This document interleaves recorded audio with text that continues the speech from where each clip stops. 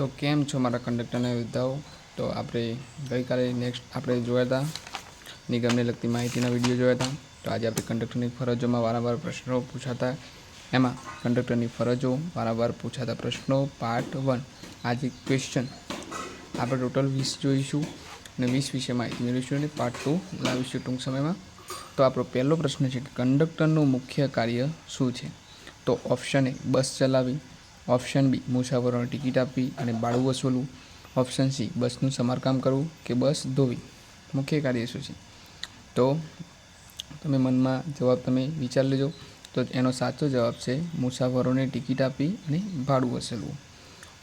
Question બીજો, કંડક્ટરે ticket ક્યારે આપવી જોઈએ? જ્યારે કંડક્ટર બસ મુસાફર ચડે તો ટિકિટ ક્યારે આપવી જોઈએ? તો મુસાફર ઉતર્યા પછી, ઓપ્શન બી ભાડું લીધા પછી તરત જ, ઓપ્શન સી મુસાફરો માગે ત્યારે કે ઓપ્શન ડી મુસાફરી પૂરી થયા પછી. તો ભાડું લીધા પછી જ એનો સાચો જવાબ છે. ભાડું લીધા પછી તરત જ ટિકિટ એને આપવી જોઈએ. એના પછી ક્વેશ્ચન ત્રીજો છે. તો આપણો ત્રીજો પ્રશ્ન છે કે કંડક્ટરની જવાબદારીમાં કયું કાર્ય આવે? તો ઓપ્શન એ બસની ટિકિટ જારી કરવી, રસ્તા બનાવવું, બસનું એન્જિન રિપેર કરવું કે ટ્રાફિક નિયંત્રણ કરવું. તો એનો સાચો જવાબ છે બસની ટિકિટ જારી કરવી.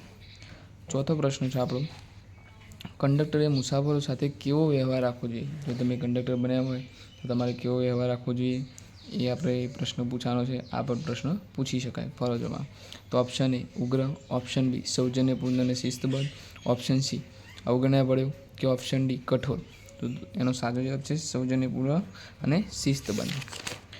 એના પછીનો પ્રશ્ન છે મિત્રો કે પાંચમો પ્રશ્ન છે, બસમાં ભાડું લીધા પછી કંડક્ટરે શું કરવું જોઈએ? જો ભાડું લઈ લીધું કંડક્ટરે મુસાફર જોડે, એના પછી શું કરવું જોઈએ? તો ઓપ્શન એ ટિકિટ આપી, ઓપ્શન બી પૈસા પાછા ના આપવા, ઓપ્શન સી મુસાફરીને ઉતારી દેવા કે ઓપ્શન ડી કંઈ નહીં. તો ભાડું લીધા પછી મુસાફરને ટિકિટ આપવી. ઓકે. ક્વેશ્ચન 6, કંડક્ટરનો મુખ્ય હેતુ શું છે? તો કંડક્ટરનો મુખ્ય હેતુ શું છે? તો ઓપ્શન એ સુરક્ષિત અને નિયમિત મુસાફરીમાં સહયોગ આપવો, ઓપ્શન બી બસનું સમારકામ કરવું, ઓપ્શન સી બસ ખરીદવી, ઓપ્શન ડી રસ્તા ચકાસવા. તો સુરક્ષિત અને નિયમિત મુસાફરી સાથે સહયોગ કરવો. ઓકે. એના પછીનો પ્રશ્ન 7મો, કંડક્ટરે ભાડાની રકમનું શું કરવું જોઈએ? જો કંડક્ટરને ભાડાની રકમનું શું કરવું જોઈએ? તો પોતાની પાસે, ઓપ્શન એ પોતાની પાસે રાખવી, ઓપ્શન બી નિયમ મુજબ હિસાબમાં જમા કરવી, ઓપ્શન સી ડ્રાઈવરને આપી દેવી કે ઓપ્શન ડી કોઈપણને આપી દેવી. તો નિયમ મુજબ હિસાબમાં જમા કરાવી. ઓકે. ઓપ્શન 8. ક્વેશ્ચન 8, કંડક્ટરે મુસાફરીનું શું નિશ્ચિત કરવું જોઈએ? તો ઓપ્શન એ યોગ્ય ટિકિટ અને સાચી માહિતી આપવી જોઈએ, ઓપ્શન બી ફક્ત બેઠકો આપી, ઓપ્શન સી બસ ધોવી, ઓપ્શન બસ ચલાવી. એને સુનિશ્ચિત શું કરવું જોઈએ? તો યોગ્ય ટિકિટ અને સાચી માહિતી આપવાની કે ભાઈ આ સ્તરે જાય છે, આ રૂટ ઉપર જાય છે અને આટલી ટિકિટના પૈસા થશે એવી રીતે. એના પછીનો પ્રશ્ન 9મો પ્રશ્ન, બસ ઉપડતા પહેલાં કંડક્ટરે શું તપાસવું જોઈએ? બસ ઉપડતા પહેલાં કંડક્ટરે શું તપાસવું જોઈએ? તો ઓપ્શન એ ટિકિટ બુક અને રોકડની ઉપલબ્ધતા, ઓપ્શન એ બસનું એન્જિન, ઓપ્શન સી ટાયર બદલવા કે ઓપ્શન ડી બસ ધોવી. તો ટિકિટ બુક અને રોકડની ઉપલબ્ધતા. એના પછીનો 10મો પ્રશ્ન છે મિત્રો. 10મા પ્રશ્નમાં તો મુસાફર પાસેથી વધુ ભાડું વસૂલાઈ જાય તો કંડક્ટરે શું કરવું જોઈએ? ઓપ્શન એ પરત ના આપવું જોઈએ, ઓપ્શન બી યોગ્ય રકમ પરત આપવી, ડ્રાઈવરને આપી કે ઓફિસમાં જમા કરાવવા. તો મુસાફર વધુ ભાડું જોઈએ તો યોગ્ય રકમ પરત આપવી જોઈએ. ઓપ્શન બી સાચો જવાબ છે તેનો. 11મો પ્રશ્ન, બસમાં કોઈ વસ્તુ મળી આવે તો કંડક્ટરે શું કરવું? જો કોઈ વસ્તુ ભૂલી ગયો તો શું કરવું જોઈએ? તો ઓપ્શન એ પોતાની પાસે રાખવી, ઓપ્શન બી નિયત ડેપોમાં જમા કરાવી, ઓપ્શન સી વેચી દેવી કે ઓપ્શન ડી ફેંકી દેવી. તો એનો સાચો જવાબ છે નિયત ડેપોમાં જમા કરાવી. બરાબર. એના પછીનો 12મો પ્રશ્ન મિત્રો, કંડક્ટરે મુસાફરોની સલામતી માટે શું કરવું જોઈએ? ઓપ્શન એ બસ ચાલતી હોય ત્યારે ચડવા ઉતરવા ના દેવા, ઓપ્શન સી ગમે ત્યારે ચડવા દેવું, ઓપ્શન ડી નિયમોને અવગણવા કે ઓપ્શન ડી કંઈ ના કરવું જોઈએ. તો બસ ચાલતી ત્યારે ચડવા ઉતરવા દેવાના નહીં. ઓકે. ઓપ્શન એ સાચો જવાબ. એનો 13મો પ્રશ્ન છે, બસની આવકનો હિસાબ કોણ રાખે? ડ્રાઈવર, મુસાફર, પોલીસ કે કંડક્ટર? જેની અત્યારે લગન છે એની જ વાત થાય છે તો કંડક્ટર રાખે. એના પછીનો 14મો પ્રશ્ન મિત્રો, કંડક્ટરે ફરજ દરમિયાન કેવું વર્તન રાખવું જોઈએ? ઓપ્શન એ વિનમ્ર અને શિસ્તબદ્ધ, ઓપ્શન બી ગુસ્સાવાળું, ઓપ્શન સી બેદરકાર કે ઓપ્શન ડી કઠોર. તો વિનમ્ર અને શિસ્તબદ્ધ રાખવા આગળ પણ પ્રશ્ન એવો આવી ગયો છે. એના પછીનો 15મો પ્રશ્ન મિત્રો, કે કંડક્ટરે યુનિફોર્મ વિશે શું કરવું જોઈએ?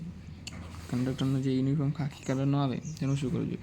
ઓપ્શન એ ફરજ દરમિયાન નિયમિત યુનિફોર્મ પહેરવું, મનપસંદ કપડાં પહેરવા, યુનિફોર્મ જરૂર નથી કે ચંપલ પહેરીને ફરજ બજાવવી. તો એમાં સાચો જવાબ છે ફરજ દરમિયાન નિયમિત યુનિફોર્મ પહેરવું. ઓકે. એના પછીનો 16મો પ્રશ્ન, કંડક્ટરે ફરજ દરમિયાન દારૂ પીવો જોઈએ કે નશીલા પદાર્થોનું સેવન કરવું જોઈએ? ઓપ્શન એ હા, ઓપ્શન બી ના, ઓપ્શન સી ક્યારેક કે ઓપ્શન ડી જરૂર પડે ત્યારે. તો એનો સાચો જવાબ છે ના.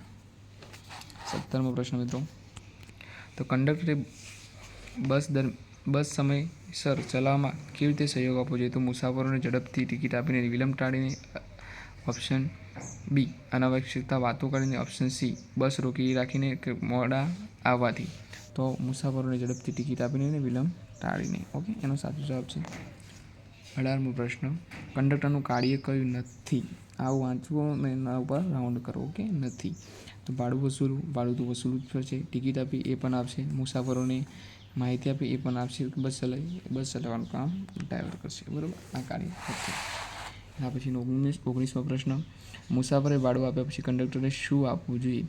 તો ઓપ્શન સી ટોકન આપવું જોઈએ, ટિકિટ આપવી જોઈએ કે ઓળખપત્ર આપવું જોઈએ કે રસીદ આપવી જોઈએ. તો એને ટિકિટ આપવી જોઈએ.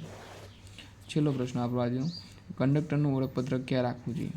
ઘરે રાખવું જોઈએ, ઓપ્શન બી બસમાં મૂકી દેવું જોઈએ, ઓપ્શન બી ફરજ દરમિયાન સાથે રાખવું જોઈએ કે જરૂર નથી. તો ફરજ દરમિયાન સાથે રાખવું જોઈએ. આટલા પર 20 પ્રશ્નો હતા. એનો પાર્ટ 1 છે. પાર્ટ 2 પર લાવજો બીજા 20 પ્રશ્નો. અને લાઇક, શેર અને કમેન્ટ કરજો. નેક્સ્ટ વિડીયો શેનો જોઈએ છે એ પણ કમેન્ટ કરજો. અને અમારી ચેનલ આપણા મિશન તલાટી 90 ચોરણને લાઇક કરજો, ફોલો કરજો અને સબસ્ક્રાઈબ કરવાનું ભૂલતા નહીં. જય માતાજી.